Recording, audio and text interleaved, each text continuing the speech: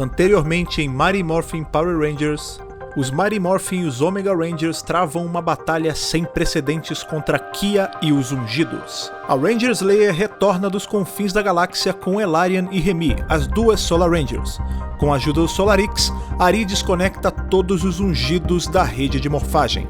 Agora sem poderes e aliados, Kia é facilmente derrotada por Trini. De volta à Alameda dos Anjos, os Mighty Morphin Power Rangers recebem uma mensagem. Uma grande quantidade de energia está vindo em direção à Terra. O meteoro cai nos arredores do centro de comando, e para surpresa de muitos, Lord Drakkon retorna. Olá Nação Ranger, tudo bem com vocês? Voltamos aqui com os reviews de Mighty Morphin Power Rangers depois de um arco maravilhoso que foi Necessary Evil, um arco com muita aventura com os Omega Rangers, com a origem do poder do Ranger branco, e a partir de agora, nas próximas edições, veremos as consequências do que foi mostrado lá no finalzinho da edição de número 50. Um parêntese muito importante, os próximos quadrinhos que nós iremos revisar, do 51 até o 55, eles não fazem parte de um grande arco, um arco que possui nome como Beyond the Grid ou Necessary Evil. Serão histórias que dão continuidade, é claro, aos eventos que nós vimos, mas não tem um nome para essas 5 histórias, porque na edição 55 o quadrinho Mighty Morphin Power Rangers vai se dividir em 2 quadrinhos. Vai ter o quadrinho Mighty Morphin contando histórias com os Rangers de Mighty Morphin Power Rangers e outro quadrinho chamado Power Rangers, que vai ser sobre os Omega Rangers.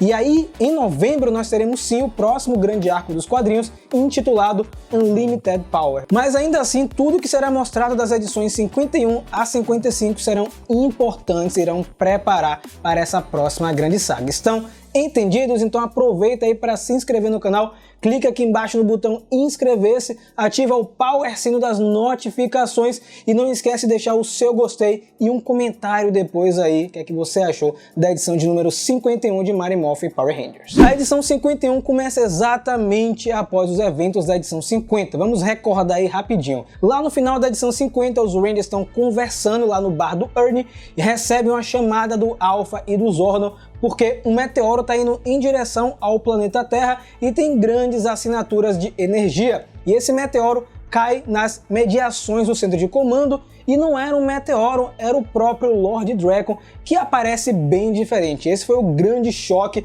da edição final, porque quando o Drakkon aparece, ele simplesmente fala: eles estão vindo. E é esse mote que vai ser agora nessa próxima edição. O Drakkon parece que tá bem confuso, ele começa a falar sozinho, dizendo que não era para ele ter caído ali, que não fazia parte da barganha ele ter parado lá no planeta Terra, ou seja, alguém enviou ele para o centro de comando e os Rangers estão sem entender. O Rock faz uma piadinha: nossa, ele parece muito com o Tommy, né? Só que mais velho, né? Mais estranho.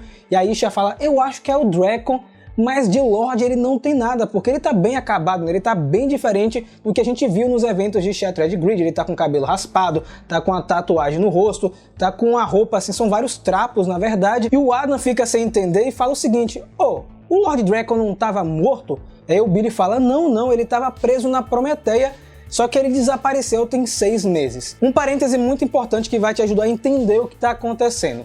Os eventos de Shattered Grid tiveram que ser reescritos lá no finalzinho da edição, a gente comentou isso também, na verdade a Ana comentou no review de Ranger Slayer 1, ou seja, tudo que a gente viu da batalha do Lord Drakkon não aconteceu. Porém, nós tivemos um encontro dos Mighty Morphin Power Rangers com o Lord Drakkon pré-Shattered Grid, que foi mais ou menos entre as edições 23 e 24 que ele foi aprisionado na Prometeia pela Grace. Ou seja, eles conhecem o Lord Drakkon, mas o Lord Drakkon daquele momento. O Tommy não quer saber de papo e vai levar o Lord Drakkon para dentro do centro de comando. Obviamente o vilão não aceita e começa a lutar contra os Power Rangers, mas ele não está tão forte quanto a gente conheceu lá no arco Shattered Grid. Não sei se foi por conta dessa viagem interplanetária que ele fez ou se aconteceu alguma coisa no caminho. Um detalhe muito engraçado e importante que eu acho nesse momento é que quando o Drakkon tá lutando contra os Rangers, ele não acredita que os Power Rangers estão ali. Ele acha que tudo o que tá acontecendo tá rolando dentro da mente dele.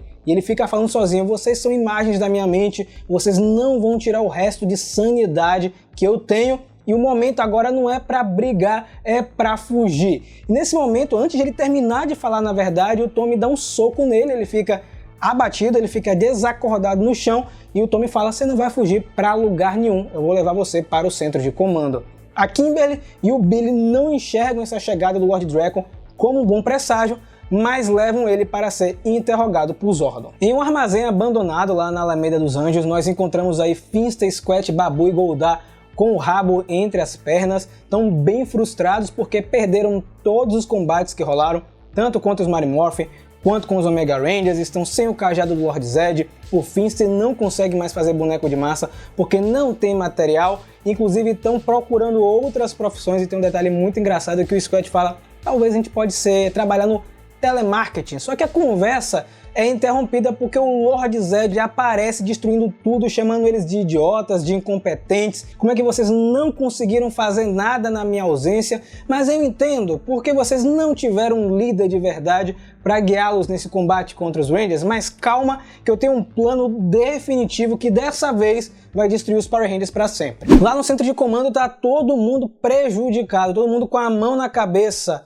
O que é que nós iremos fazer com o Lord Drakkon aqui? O vilão que quase destruiu o universo. Na verdade ele meio que destruiu, mas foi reescrito, né? A Kimberly tá morrendo de medo. O Zordon: calma, Kimberly, não vai acontecer nada. Ele está em uma prisão especial com uma camada de energia que o Alpha e eu bolamos. Eu não sei se é seguro de verdade, né, gente? Porque o Lord Drakkon já escapou em outras ocasiões, principalmente quando ele estava na Prometeia. Mas beleza, vamos dar aí um voto de confiança pro Zordon. E o Tom me pergunta: Zordon, você tem algum plano? O que é que nós iremos fazer com o Lord Drakkon? E o Zordon fala o seguinte: a melhor coisa que a gente pode fazer é devolver ele para sua linha do tempo original, para manter o universo em equilíbrio, mas a maioria dos Rangers que estão ali não concordam com isso, porque o Lord Drakkon é um ser perigoso. A Isha dá até uma sugestão: já que tem aquelas latas de lixo que aprisionamos a Rita Repulsa e foi usada lá com os ungidos em Necessary Evil, né? Porque a gente não coloca o Lord Drakkon aí e acaba os nossos problemas. Aí o Tommy fala: eu acho melhor não, porque da última vez que o Lord Drakkon ficou fora do nosso alcance, ele quase destruiu tudo. Vamos pensar em alguma outra coisa. Só que o Zordon falou um detalhe muito interessante: antes de qualquer coisa, antes de tomarmos alguma decisão, o melhor é descobrir por que o Lord Drakkon veio para a Terra e por que ele tá tão desesperado, porque se o Lord Drakkon tá fugindo de alguma coisa, eles precisam saber que coisa é essa. Lá nos corredores do colégio da Alameda dos Anjos, nós encontramos aí Kimberly e Adam conversando. O Adam falando um papo bem engraçado sobre o Zordon. Ele chega pra Kimberly e fala: você não acha que o Zordon é intenso algumas vezes quando ele tá conversando com a gente? Eu quase sinto como se ele estivesse lendo a minha mente. Kimberly fala: calma, calma, calma, o Zordon não pode fazer isso, porque se ele fizesse, se ele conseguisse ler as nossas mentes,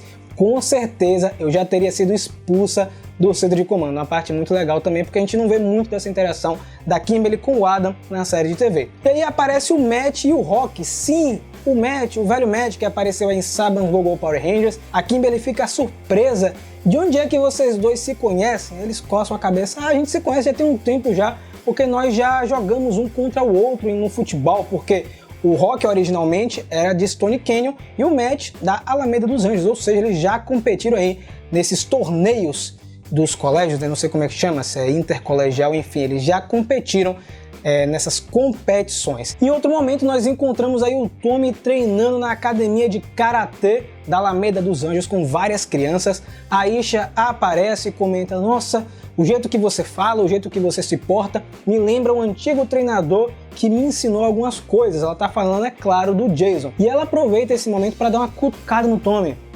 Tommy, você tem falado com o Jason? O Tommy dá uma desconversada, né? Aquele papo mole que ele faz e tudo mais, né? Você contou pro Jason do Lord Drakkon? A gente descobre que na verdade o papo era esse, né? Ele fala: não contei e não irei contar.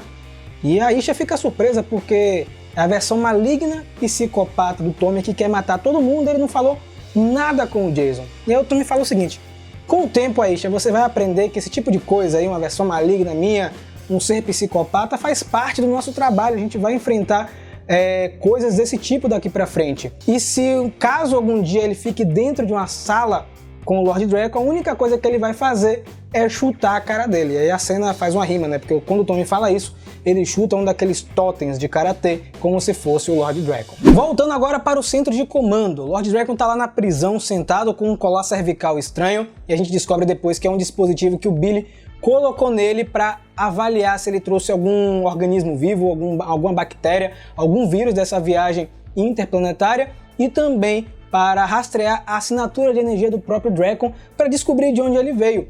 Ele está do lado de fora da cela, pesquisando, olhando no aparelhinho, dizendo que não vai doer, que vai ser super tranquilo, que ele vai ver isso rapidinho e já vai deixar o Drakon em paz. O Drakon aproveita e fala o seguinte: chega aqui, vamos conversar um pouquinho. Você sabia que eu matei você lá no meu mundo? Ele dá aquela risadinha psicótica dele, né? Ele é psicopata mesmo, o Lord Drakon. O Billy fala: eu sei que você matou a mim lá no seu mundo.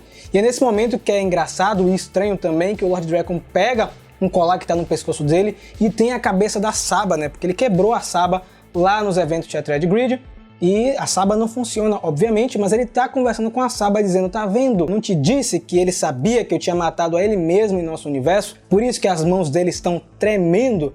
Aí o Lord Drakon, eu não sei se ele tá pirado de verdade ou se ele tá fazendo algum joguete para tentar distrair o Billy.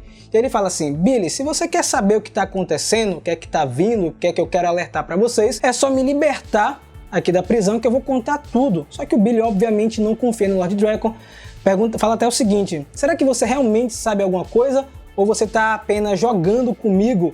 Porque você já fez isso outras vezes, você não é uma pessoa confiável. E aí ele fala: talvez um dia eu te solte, mas agora não, e sai andando aí longe da prisão. E aí o Drakon aproveita: já que você tá saindo aí, traz um drink pra mim do Ernie, faz tempo que eu não tomo um daqueles milkshakes do Ernie. Nas páginas finais do quadrinho nós temos uma tradicional luta contra um monstro do dia, que no caso aí é o Psycho Slug, que é tipo um caracol gigante gosmento. Só um parêntese nesse momento: vocês perceberam que nós tivemos uma mudança nos traços do quadrinho? O Daniele de Nicuolo saiu e entrou aí o Moisés Hidalgo, que tem um traço muito marcante. Gostei bastante de como ele desenhou os Power Rangers, um tom meio realista, né? Uma pegada mais realista no caso.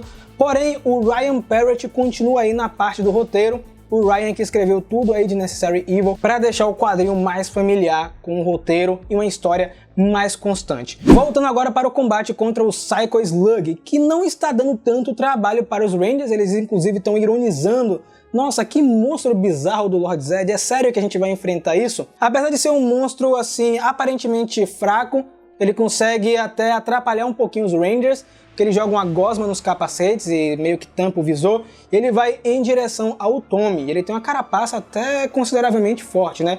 Ele vai em direção ao Tommy, ele meio que flutua, ele voa e vai em direção a ele como se fosse um torpedo.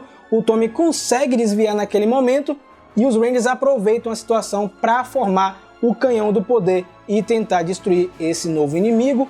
A luta termina com a carapaça, só a carapaça, na verdade, no chão, praticamente intacta. Os Rangers sem entender o que está acontecendo, inclusive o Billy, porque ele viu: nossa, o monstro foi derrotado, mas a carapaça está intacta. E aí o Psycho Slug é teletransportado e ele não consegue estudar para descobrir o que está acontecendo. Lá no castelo do Lord Zed na Lua, Zed está comemorando este combate e os vilões, os capangas dele, não estão entendendo. Como assim você está comemorando? A gente perdeu, o monstro foi destruído. Aí o Lord Zed fala: não, seus idiotas, vocês não perceberam o que foi que aconteceu? Eu usei o Psycho Slug para um plano maligno, como diz a Ana.